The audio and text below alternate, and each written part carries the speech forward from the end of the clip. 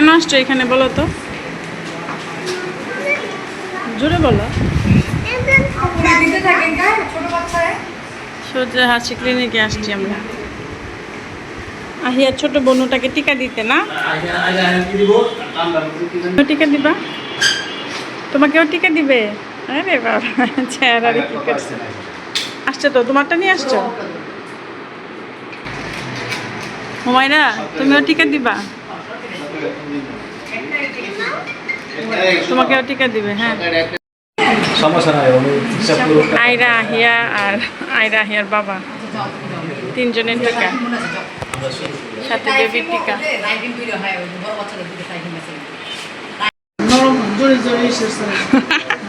টিকা নাম্বার 1। ভাইয়া একটু তাকান, আয়রার বাবাকে আগে দিয়ে দিছে, তারপরে হুমায়রা, তারপরে খাদিজা, তারপরে আরশিয়া। আজকে টিকা দে।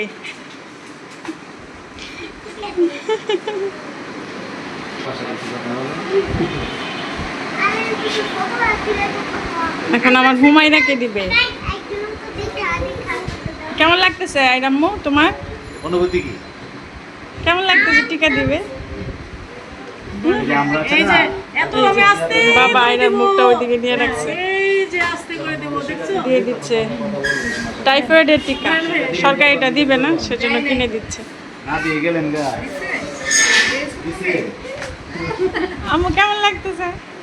ব্যথা না, আয়রা তো স্ট্রং গার্ল হয়ে গেছে মাশাআল্লাহ। এখন আমাদের খাদিজা, আসো আসো,